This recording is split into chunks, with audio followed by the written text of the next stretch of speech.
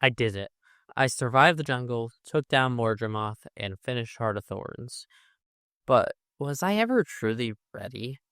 This expansion was a brutal test of skill, patience, and, let's be honest, my sanity.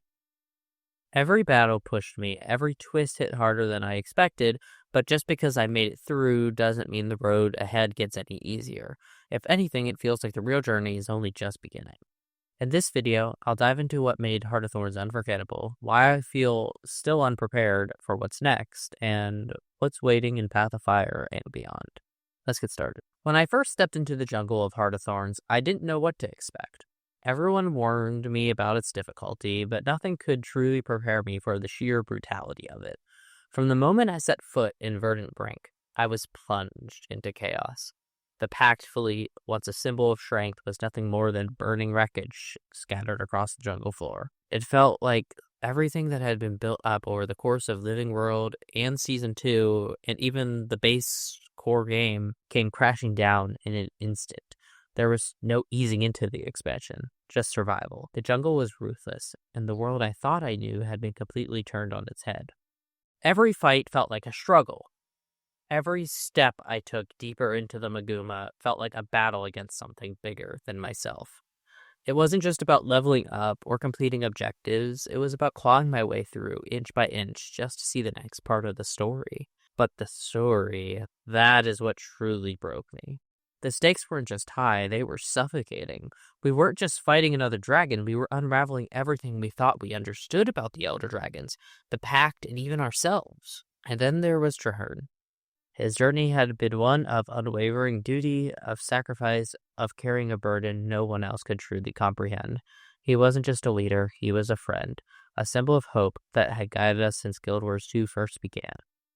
And watching that hope be stripped away, watching him fall to Mordremoth's corruption, was something I still haven't fully processed. I cried when I had to strike the final blow. It didn't feel like a triumphant moment. It felt like a tragedy, a cruel reminder that even the strongest among us weren't untouchable. I kept hoping for some miracle, some way to save him, but there was none. His death wasn't just a loss for the story, it was a loss for me as a player, and it still lingers every time I think back on HOT. What made it even more painful was the jungle itself. Unlike any other region in Tyria, the Maguuma didn't just contain danger, it was danger. Every part of it felt alive, from the winding canopies above to the tangled horrors lurking in the depths below. The exalted golden cities in Uruk Basin were breathtaking, yet they felt like remnants of a civilization that had already lost their war long before we arrived. The tangled depths was a labyrinth that barely even wanted to be understood. And Dragonstand, that wasn't a battlefield, it was a last stand, a desperate push against a force that had already won in every way that mattered. There was no comfort, no respite. The jungle was as much as an enemy as the Mordremoth itself, and every moment spent there felt like fighting against something far bigger than just one dragon. By the time I finally stood face to face with Mordremoth, it wasn't about revenge, and it certainly didn't feel like victory. It was totally about ending something that had already taken far too much from us. The battle wasn't just about raw strength, it was about endurance, about pushing through despite the overwhelming losses we had suffered. And when the final blow was struck, there was only emptiness. Trahearne was gone, the Pact was in ruins, and despite everything, despite all the sacrifices, the world still felt like it was on the brink. Heart of Thorns didn't just tell a story, it changed the way I had looked at storytelling in MMOs. It made me care, it made me grieve, and it made me realize that no matter how powerful we become, some things are simply beyond our control. Looking back, I can confidently say I wasn't ready for Heart of Thorns. Not even close. I went in thinking I had everything I needed. Solid gear, a decent build, and enough experience from Central Tyria to handle whatever the jungle threw at me. I was wrong. The moment I stepped foot in Verdant Brink, all that confidence evaporated. The jungle wasn't just difficult, it was hostile. The enemies were faster, deadlier, and worked together in ways that I hadn't seen before. The terrain itself was a maze of verticality, making navigation just as dangerous as the battles. It wasn't just an expansion, it was a wake-up call, a brutal reminder that Guild Wars 2 wasn't about to let me coast on what I thought I knew. If Heart of Thorns taught me anything, it's that no amount of preparation can truly prepare you for the unknown. I could have spent hours studying builds, watching guides, and perfecting my rotations, and it still wouldn't have changed what I felt in the first hour. Complete and utter disorientation. That's part of what makes Guild Wars 2 special. It refuses to let you get comfortable. Every expansion, every new challenge forces you to rethink how you play, how you move, and how you survive. The jungle was a masterclass in adaptation. You either learned to think on your feet or got left behind. And trust me, I got left behind a lot. But the hardest lesson wasn't just about mechanics, it was about loss. I thought fighting through the jungle was tough, but nothing could have prepared me for the emotional gut punch of losing Trahearne. I know I said it already, but you need to understand how much I felt this moment. I had been through so much with him, from the moment I became a commander to the war against Sayatan. He was our leader, our anchor in a world that constantly threatened to unravel, and yet despite all our efforts, I couldn't save him. No amount of strategy or preparation could have changed that moment. I cried. I didn't expect to, that's what Final Fantasy is for. But seeing him corrupted, seeing him sacrifice himself, it did hurt. And it made what came next even more personal. Because then there was Mordremoth. That fight was a gauntlet. It took me 2 straight hours to finally bring him down, and every second felt like I was fighting for my life. The mechanics were brutal, the pacing relentless, and the sheer scale of it, jumping between phases, dealing with waves of enemies, balancing mechanics while still holding my own. It was one of the best final battles I've ever played in an MMO. And when the dust settled, I didn't feel victorious. I felt empty, because despite everything, despite all the effort, the sacrifices, and the sheer exhaustion of that fight, Trahearne was still gone. It wasn't a triumphant ending, it was a tragedy. And that's what makes the future feel even more daunting. If the jungle pushed me to my limits, what comes next? If Mordremoth was just one piece of the puzzle, what about the rest? We fought gods, dragons, and horrors beyond imagination, but something tells me Tyria isn't done with us yet. The stakes only seem to get higher, the threats more unpredictable, and while that's exciting, it's also terrifying, because the truth is, I know I'm not ready. Not really. But maybe that's the point. That feeling of unpreparedness, it's what keeps Guild Wars 2 thrilling. It's what makes every battle feel real, every victory earned. You're not supposed to be ready. You're supposed to struggle, to adapt, to grow. That's the experience. And as much as I dread the next inevitable hardship, I also can't wait for it. Because if Heart of Thorns has taught me anything, it's that even when I feel completely out of my depth, I'll find a way forward. I always do. Now let's talk about the gameplay. While Heart of Thorns was brutal, it also unlocked an entirely new way to experience Guild Wars 2. One of the biggest game changers was the Mastery system. Unlike traditional leveling, Masteries weren't just about stat boosts. They fundamentally changed how I played the game.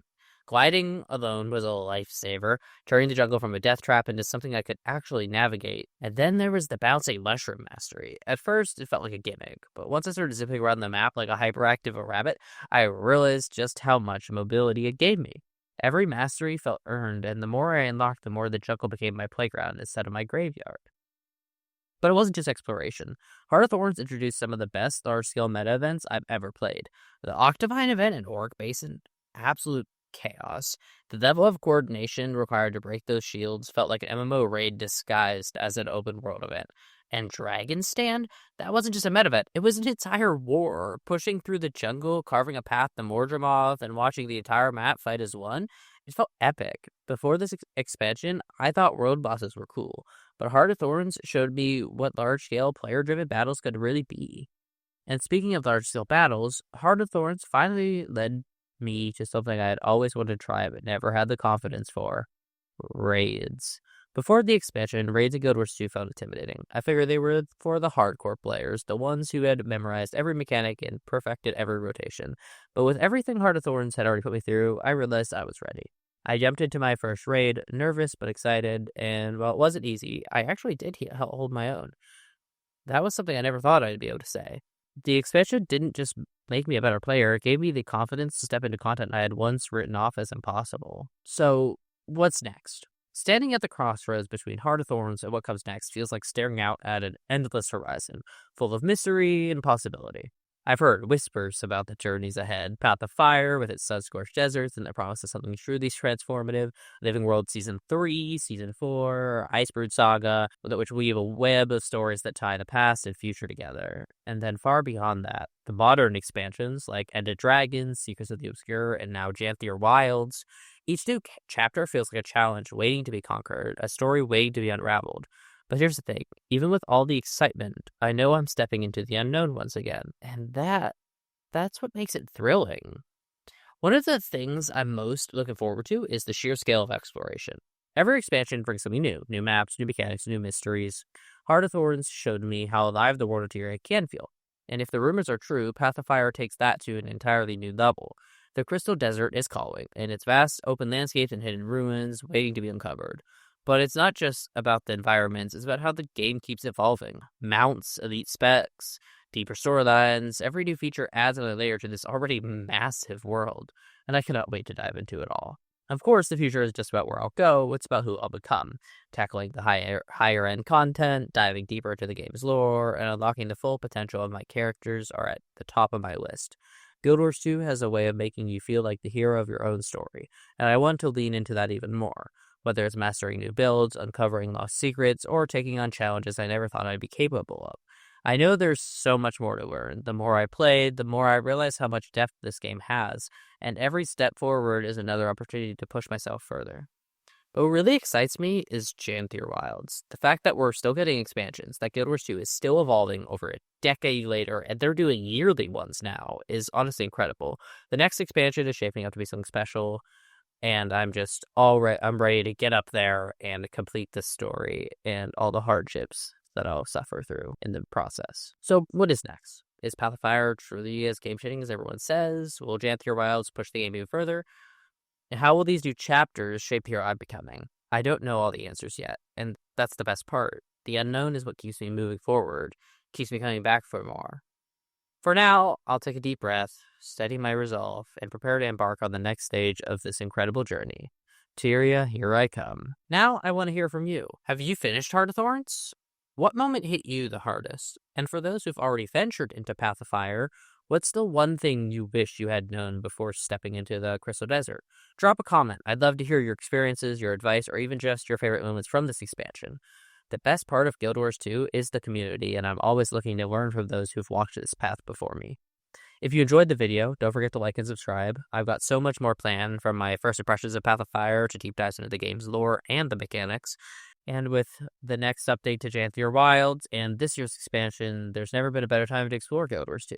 So if you're just as excited for the journey ahead as I am, make sure to stick around.